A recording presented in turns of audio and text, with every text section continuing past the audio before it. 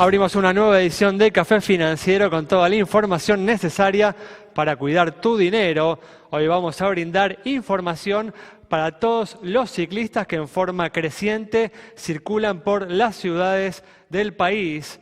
¿Dónde podés asegurar tu bici y a qué costo? Vamos también a repasar lo sucedido en los mercados de capitales y en el último bloque vamos a analizar los hechos más destacados en materia económica de los últimos días con la presencia del economista Pablo Rojo. Quédate con nosotros. Tras el siguiente intervalo vamos a regresar con todos estos temas y vamos a responder como siempre a todas tus inquietudes.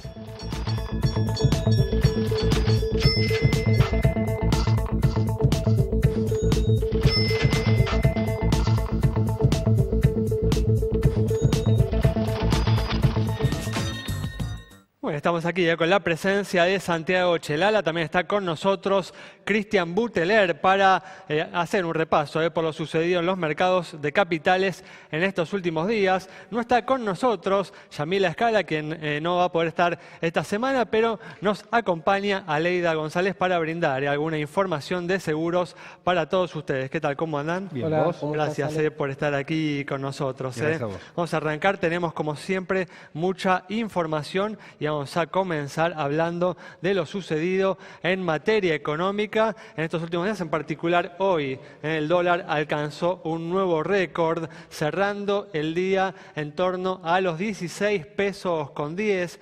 Y hay que destacar además, Santi, que a diferencia del salto que había pegado días atrás, en esta ocasión se trató de un fenómeno estrictamente local, porque si uno ve lo que sucedió con el resto de las monedas importantes de la región, hoy incluso algunas subieron de valor.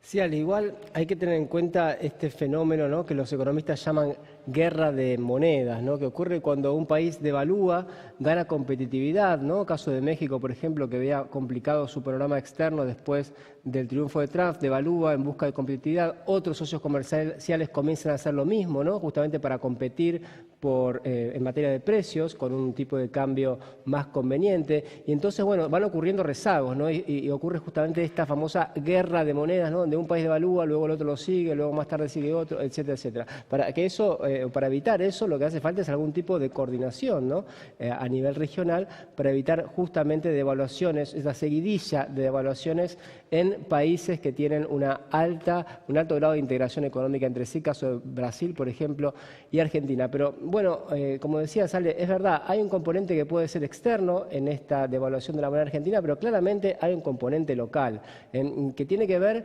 con algunas expectativas incumplidas por parte de lo que se preveía iba a ser el panorama a fin de año. Básicamente hay dos variables que no están acompañando en nada el desempeño esperado económico del gobierno. Una es, por supuesto, el área fiscal. El gobierno ha hecho un poco o muy poco para reducir el déficit fiscal. Esto hace prever necesidades de financiamiento más altas para el año que viene y, por supuesto, también el nivel de actividad. Una economía todavía muy alicaída, un segundo semestre que no llegó nunca y, por lo tanto, bueno, una recaudación que apenas alcanza también para superar los índices de inflación, una inflación que todavía sigue por encima de los 2 puntos por mes.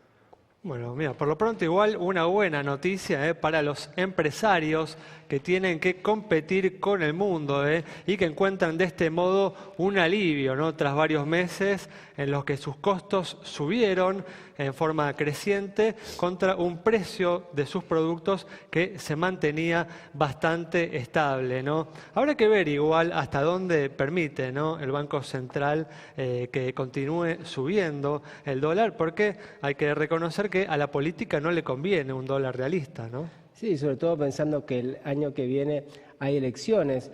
A corto plazo el precio del dólar probablemente va a depender de lo que ocurra en el mes de diciembre con el blanqueo de capitales. Se esperan que muchos ahorristas que tienen su dinero no declarado también ingresen al sistema, que alguna plata venga del exterior. También van a empezar a soltarse las cuentas de estos 8.000 millones de dólares que entraron al sistema en la primera parte del blanqueo. Ahí va a haber dólares disponibles. Eso es en el corto plazo.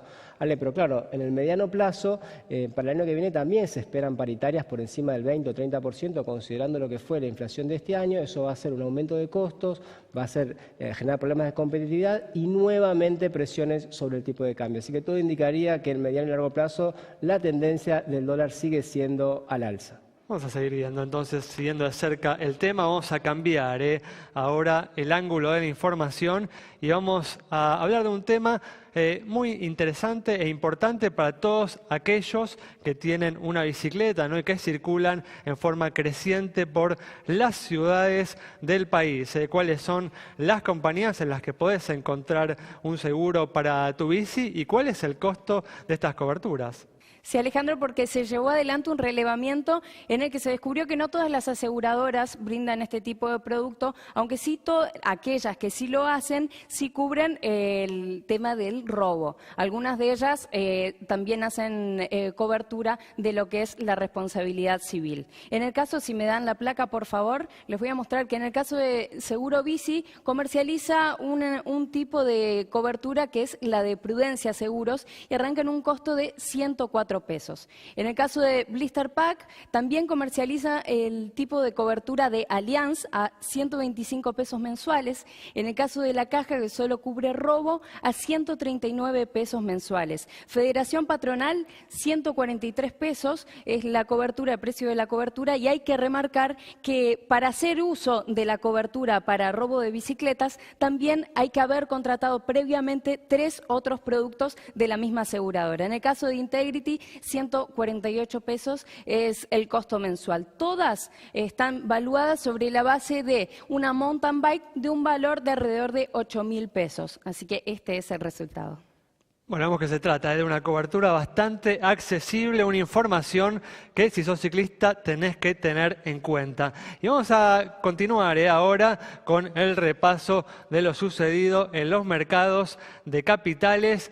Y ha cerrado, ¿no? Hoy el mes, precisamente, Cristian, con un Merval que ha tenido sobresaltos, ¿no? A lo largo de este mes particular, ¿no? Que estuvo atravesado por la sorpresiva victoria de Donald Trump, ¿no? Sí, obviamente eso cambió absolutamente todo. En el mes podemos ver un Merval cayendo fuertemente después de las elecciones, que sorprendió por su resultado a todo el mundo, y después empezó a recuperar. Hoy justo termina con una suba del 2,3%, una pequeña baja en el mes de un 1%, que no llega a ser un 1% el Merval, pero que igualmente después de todo un año... No empaña, claro, no empaña este gran año. Por supuesto, ¿no? La verdad que le ha ganado al dólar, perdió contra la inflación como perdió todos los productos de riesgo en la Argentina prácticamente, pero le ha ganado... el Merval con la inflación? ¿Eso es así? Sí. ¿Cuánto subió el Merval en lo que va del año, Cristian, te acordás? 30 y creo que nos llega a 36, 37%, bueno, y la inflación está en un 42%. Está ahí, casi... Está peleando en el palo, ¿no? Exacto, pero... Llegan ahí cabeza a cabeza. Sí, pero realmente igualmente no nos podemos quejar. Creo que ha sido un buen año para los activos del Merval, que... Habíamos arrancado el año con más que dudas. Acordate, tuvimos un enero con caídas muy fuertes. Se había hablado del peor enero en muchos años, no solamente a nivel nacional, sino también a nivel internacional. Y después durante el año pudo recuperar. Tuvimos el derrumbe del petróleo, ¿no, Cristian? Sí, que después todo el año lo tuvimos abajo. Bueno, hoy hubo un acuerdo por parte de la OPEP que hizo que el petróleo suba un 10%, y eso también fue lo que apuntaló al Merval, haciendo que las empresas relacionadas con el petróleo tengan un buen rendimiento. Muy bien, perfecto. Bueno, Cristian, con esta información cerramos este bloque. Quédate con nosotros. En instantes estamos nuevamente con vos.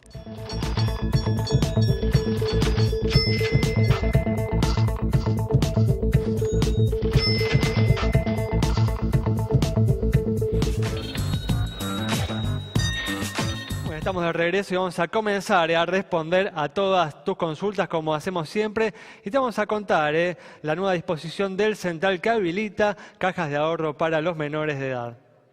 Y mientras vemos en pantalla el número de las principales entidades financieras, les cuento justamente lo que decía Alejandro. Los menores de edad ya pueden tener cajas de ahorro. Simplemente con el DNI, los padres y una autorización de los padres pueden ir, acumulando esos ahorros dentro del sistema financiero para algún día poder hacer uso de ellos. Tiene que ver con la estrategia de bancarización que está siguiendo el Banco Central. Bueno, cambiamos de tema, y hace algunas semanas se anunció que a partir de fines de marzo se eliminarán los aranceles a la importación de computadoras y tablets. El gobierno busca con esta medida reducir el precio de estos bienes a la mitad en el mercado local. Magalí Arendts conversó con el público sobre esta medida.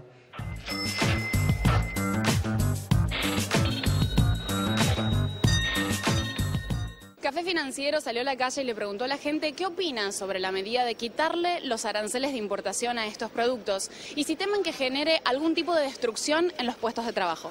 ¿Qué opina de la medida que se va a implementar a partir de marzo en la que se le quitarían los aranceles de importación a computadoras y a tablets? Estaría bueno. Lo que pasa es que también tenemos que cuidar lo que es la producción nacional. O sea, ese es el problema mayor que tenemos en nuestro país. Que solamente ellos están mirando hacia lo que le conviene a los empresarios mayoritarios y no a los pequeños empresarios. Para la gente va a ser bueno y hay que ver para las fábricas argentinas cómo les pega. Estoy de acuerdo en realidad porque la mayoría de la gente se está yendo a comprar afuera las cosas. Tablets, computadoras, celulares, todo. El hecho de que bajen estos aranceles haría que se genere una productividad en la economía argentina. ¿Te parece que sería así? Sí, pero hay costos fijos que los productores de estos bienes de cambio acá en la Argentina son fijos y no los van a poder modificar. Sería más accesible para algunas personas poder tener una computadora por ahí. O sea, ya está pasando eso, con la libertad de importación que trajeron ya, que libertó este muchacho. Lo que pasa es que, bueno, no se está viendo todavía porque todavía no está por explotar todo, pero explota en cualquier momento.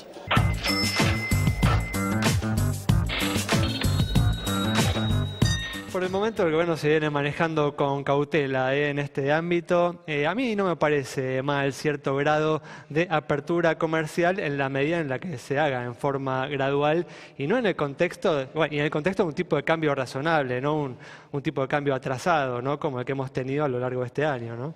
Sí, Ale, hay que evaluar un poco las pérdidas y las ganancias, ¿no? Creo que son 1000 empleados en toda la industria que trabajan justamente en ese sector y cuántos son los consumidores, ¿no? Que podrían adquirir más baratos justamente esos bienes. Me parece que pasa por ahí también por saber si ese sector protegido es definitivamente un sector estratégico para la Argentina, un sector que luego va a ser competitivo o simplemente es una protección sin ningún tipo de uso, ¿no? Para lo que es la estrategia industrial del país. Desde ya. Bueno, muy bien, vamos a continuar con el repaso de lo sucedido en los mercados de capitales y otra de las noticias de estos últimos días ha sido la cuarta baja consecutiva de la tasa de interés de referencia por parte del Banco Central. Cristian.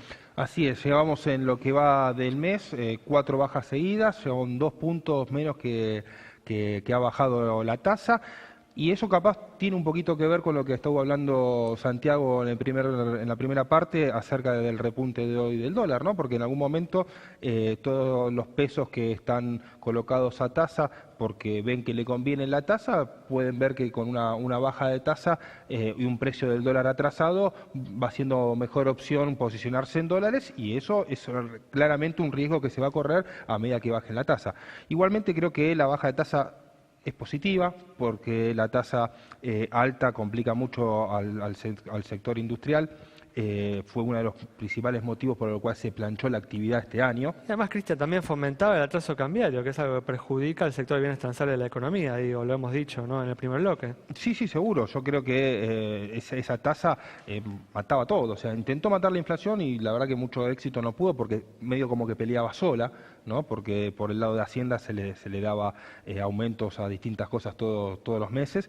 Entonces no alcanzó para pelear, pero afectó realmente bastante lo que es la actividad industrial en el país. Muy bien, perfecto. Bueno, vamos a cerrar, como hacemos siempre este bloque ahora, con la respuesta a una consulta sobre la situación de una empresa de seguros. Y te vamos a contar, mientras tanto, cuáles son los autos más seguros de la Argentina. Sí, Alejandro, porque se entregaron esta última semana en la Argentina premios. Cevic Argentina premió a los autos más seguros lanzados en el último año en la Argentina, con el objetivo, como todos los años desde hace 10 años, de elevar el nivel de seguridad del parque automotor de nuestro país. Si querés te cuento, algunos de los ganadores fueron en la categoría de chicos, de los autos más pequeños, el Ford Ka, mientras que en la categoría medio fue el ganador el Ford Focus. En la categoría USB con compacto ganó el Peugeot 2008 y la excelencia en automotor fue para el Volvo XC90 y el auto de oro, el premio, el broche de oro de estos premios fue para el Ford Ka, para Civic Argentina, los premios del 2016. Muy bien, perfecto. Con esta información cerramos este bloque. Quédate con nosotros. Al regreso vamos a estar dialogando con el economista Pablo Rojo.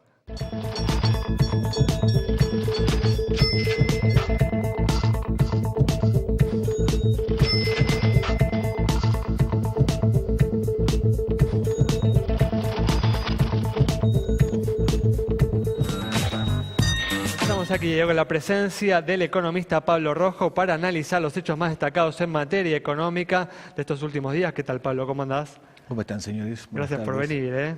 Bueno, gracias por la invitación. Comentábamos, Pablo, en el primer bloque que el dólar alcanzó hoy su récord histórico, cerró en torno a los 16 pesos con 10 y destacábamos, ¿no?, al inicio del programa que a diferencia del salto que había pegado semanas atrás, en esta ocasión se trató de un fenómeno estrictamente local, ¿no? Las monedas de la región hoy no solo que no cayeron, algunas incluso subieron. ¿Crees, Pablo, que esto puede ser el indicio de que esta especie de luna de miel, ¿no? Bueno, porque la economía no funcionaba, pero el sector financiero tenía cierta euforia, ¿no? ¿Se está acabando esa luna de miel? No sé si llamarla luna de miel, pero lo cierto es que el mercado percibió que hay un cambio en la política del central y que la baja de tasa de interés que se esbozó en las dos últimas colocaciones del EVAC probablemente se acelere y se profundice en las próximas semanas, y frente a eso, bueno, hay un nuevo equilibrio que está empezando a emerger. Yo creo que es una buena noticia que el dólar haya subido. Me parece que el dólar tiene que acompañar necesariamente... Y que las tasas hayan bajado, por supuesto, ¿no, tiene que acompañar necesariamente el índice de inflación, y que además hay un cierto atraso cambiario, así que en la medida en que el dólar se vaya corriendo incluso un poco más rápido que la tasa de inflación, creo que es bueno para la marcha de la economía real. Y por supuesto, si eso está acompañado de una tasa de interés en descenso, mucho mejor, ¿no? Obviamente aplasta el negocio financiero de muchos, ¿no?, que se han beneficiado en estos meses justamente con las altas tasas de interés y el dólar planchado, ¿no? Absolutamente. El sistema financiero saca un enorme provecho de una situación financiera de este tipo, con el dólar quieto y con tasas de interés altas, sin duda. Y me parece que no es en un contexto de economía recesiva como el que tenemos hoy el sector económico que tiene que ser privilegiado. Me parece que al contrario, la política económica debe claramente volcarse hacia los sectores productivos, que son los únicos con potencial para sacar la economía de la situación en que está, ¿no? De todas formas, Pablo, también un dólar en ascenso puede terminar afectando los salarios reales, ¿no?, el poder adquisitivo de los trabajadores, ¿no? Es una visión. Yo creo que la historia económica argentina prueba que la utilización del dólar como ancla cambiaria, digamos, bajo el argumento de que es una de las mejores maneras de preservar el salario real, nunca se ha verificado en el largo plazo. Al contrario, las situaciones de atraso cambiario han desembocado sistemáticamente en una destrucción absoluta del salario de los trabajadores. No coincido con esa visión. Creo, como ocurre en muchos países, que es dentro de ciertos límites razonables perfectamente posible que el recorrido cambiario no sea idéntico al recorrido de los salarios.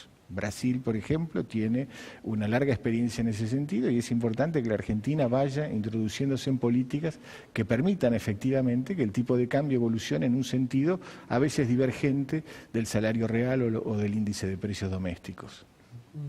Dígame un poco de tema, Pablo, para hablar de dos proyectos, ¿no?, de ley que están generando bastante polémica. Uno tiene que ver con el impuesto a las ganancias. Quería preguntarte qué te parece la propuesta del Ejecutivo y también la propuesta de la oposición, y también el famoso impuesto a la renta financiera, que tantas veces se habló en la Argentina y parece que ahora va teniendo algún tipo de consenso dentro, por lo menos, del Poder Legislativo. Bueno, yo creo que justamente el principal punto que se está discutiendo, más allá del mínimo no imponible, que se va a llegar sin duda a algún acuerdo que suponga un promedio entre las dos posiciones extremas. El punto central que se está discutiendo es esta cuestión del impuesto a la renta financiera. Ahí hay mucho de ideología y a veces bastante poco de realidad.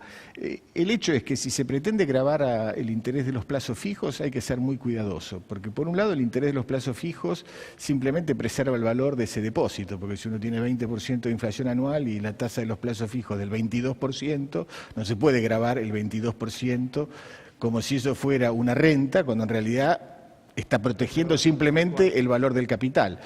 Si se avanzara en ese sentido, en el sentido de que el impuesto a las rentas financieras supusiera la destrucción, digamos, del valor de los depósitos, porque justamente estaría avanzando sobre la tasa de interés que en realidad refleja simplemente la protección del capital, creo que es una decisión muy mala y que puede tener consecuencias, yo diría que casi catastróficas, porque eso implicaría un proceso de rápida desbancarización y de salida de fondos del sistema financiero, que probablemente se volcaría a otros activos, el dólar, por ejemplo, y sería una medida francamente desestabilizadora, además que perfectamente injusta, porque estaría agravando algo que no es una renta, sino que es simplemente la preservación del valor del depósito, del valor del activo, ¿no? Pablo, al margen de justamente el impuesto a la renta financiera, ¿no? El otro día se decía que el proyecto del gobierno, que es el más económico, tiene un costo fiscal de 33.000 millones de pesos. ¿Te parece atinado en este momento social y fiscal de la Argentina destinar esa cifra a modificar el impuesto a las ganancias? Sí, creo que es atinado y creo que al haber sido una propuesta hecha en el marco de las elecciones debe ser realmente atendida. Yo creo que está bien, que es correcto en las circunstancias económicas actuales tomar decisiones que tengan un efecto estimulante sobre el consumo y sobre la inversión. Y evidentemente la reducción o el ajuste del impuesto a las ganancias a valores normales y teniendo en cuenta la tasa de inflación es una medida que va a contribuir a fortalecer el consumo. Yo creo que en un contexto como el que está hoy la economía argentina, las decisiones orientadas a estimular el consumo son decisiones básicamente correctas. Si bien implican un aumento del gasto público y por ende del déficit fiscal, yo realmente prefiero que el sesgo de la política económica sea hacia la reactivación y no hacia el ajuste en las circunstancias actuales. Cual no quiere decir que dentro de un año y medio o 2 años, cuando la economía esté plenamente en marcha y en franca recuperación, no se puedan tomar medidas correctivas en el plano fiscal. Pero en el contexto actual, con caída del producto, con caída del nivel de actividad desde hace 5 años, realmente pensar que en este momento hay que contraer el gasto público me parece un dislate. ¿No es más urgente igual volcar esos recursos hacia aquellos que menos tienen, Pablo? Yo creo que en eso el gobierno está más que comprometido y el 90% de las decisiones en materia de gastos públicos fueron justamente en el sentido de volcar hacia los de menores recursos. Lo vemos en el plano de las jubilaciones, desde la generalización de las asignaciones universales, del refuerzo de todas las políticas sociales. El gasto en este momento en materia de políticas sociales, en términos reales, es el más alto que registra la historia argentina. Parece que se esperaba otra cosa de este gobierno y en ese sentido hay una sorpresa importante. Decías, el año que viene o el próximo, cuando la Argentina comience a reactivarse. ¿Se va a reactivar Argentina alguna vez? Sí, yo creo que el año que viene va a ser un año de reactivación. Yo hablo de la consolidación de la reactivación económica y eso va a llevar un tiempo, evidentemente. Ahora, evidentemente que salir del contexto recesivo en que está la economía hace tanto tiempo, al gobierno le está costando mucho más de lo que pensaba y probablemente se equivocó en la generación de expectativas optimistas que hoy evidentemente de alguna manera están siendo decepcionadas o no se están cumpliendo. Pero ves, Pablo, que se están sentando las bases justamente para una recuperación sólida de la economía. Yo creo que sí, tal vez no todo lo rápido que uno desearía, pero bueno, hay restricciones políticas evidentemente en el medio. Yo creo que en el contexto de lo que ha sido este año económico no había otra opción que esta política, es decir, uno puede discutir detalles si tal o cual medida fue correctamente aplicada, bien anunciada, etcétera, pero está claro que en un contexto tan recesivo como el de nuestra economía desde hace tanto tiempo, el sesgo de la política económica tenía que ser expansivo y eso es lo que está ocurriendo. Muchas gracias, Pablo. Nos vamos entonces con las reflexiones de Pablo Rojo, bastante favorables sobre lo que se ha hecho a lo largo de este año en materia económica y las perspectivas que tenemos para el año que viene. Nos reencontramos el próximo viernes aquí en Metro a las 20 horas.